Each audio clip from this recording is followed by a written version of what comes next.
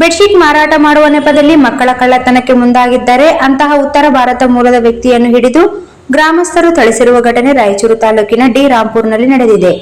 2 ಬೈಕ್ಗಳಲ್ಲಿ ಹೊರಟಿದ್ದ 4 ಜನ ಮಕ್ಕಳ ಕಳ್ಳತನಕ್ಕೆ ಮುಂದಾಗಿದ್ದು ಎಂದು ಗ್ರಾಮಸ್ಥರು ಆರೋಪಿಗಳನ್ನು ಹಿಂಬಾಲಿಸಿ ಹಿಡಿಯಲು ಯತ್ನಿಸಿದ್ದಾರೆ. ಓರ್ವ ವ್ಯಕ್ತಿ ಸಿಕ್ಕಿಬಿದ್ದಿದ್ದು ಗ್ರಾಮಸ್ಥರು ಥಳಿಸಿ ಪೊಲೀಸರಿಗೆ ಒಪ್ಪಿಸಿದ್ದಾರೆ. ಗ್ರಾಮದ ಕೃಷ್ಣಪ್ಪ ಎಂಬುವವರ 6 ವರ್ಷದ ಮಗ ರಂಜಿತ್ ನನ್ನು ಅಪಹರಿಸಲು ವಿಫಲ ಯತ್ನ ನಡೆಸಿದ್ದಾರೆ. ಇದನ್ನು ನೋಡಿದ ಇನ್ನೋರ್ವ ಬಾಲಕ ಕೂಗಿಕೊಂಡಿದ್ದು ಜನರನ್ನು ಸೇರಿಸಿದ್ದಾನೆ. ಮಗುವನ್ನು ಬಿಟ್ಟು 3 ಆರೋಪಿಗಳು ಪರಾರಿಯಾಗಿದ್ದು ಓರ್ವ ಸಿಕ್ಕಿಬಿದ್ದಿದ್ದಾನೆ. ಯಾಪಲ್ದಿನ್ನಿ ಪೊಲೀಸ್ ಠಾಣಾ ವ್ಯಾಪ್ತಿಯಲ್ಲಿ ಘಟನೆ ನಡೆದಿದ್ದು ಪೊಲೀಸರು ಆರೋಪಿ ವಿಚಾರಣೆ ನಡೆಸಿದ್ದಾರೆ. ಈ ಘಟನೆ ಗ್ರಾಮದಲ್ಲಿ ಗೊಂದಲಕ್ಕೆ ಕಾರಣವಾಗಿದೆ.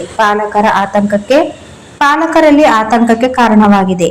ಮಕ್ಕಳ ಕಳ್ಳ ಎಂದು ಶಂಕೆಯ ವ್ಯಕ್ತಿಯನ್ನು ಗ್ರಾಮಸ್ಥರು ಥಳಿಸಿದ್ದಾರೆ. ಈ ಘಟನೆ ಬಗ್ಗೆ ಪೊಲೀಸ್ ಅಧಿಕಾರಿಗಳ ಮಧ್ಯೆ ಪ್ರವೇಶಿಸಿ ಈ ಪ್ರಕರಣದ ಸತ್ಯಾಸತ್ಯತೆ ಜನರಲ್ಲಿ ಸ್ಪಷ್ಟಪಡಿಸುವ ಅಗತ್ಯವಾಗಿದೆ.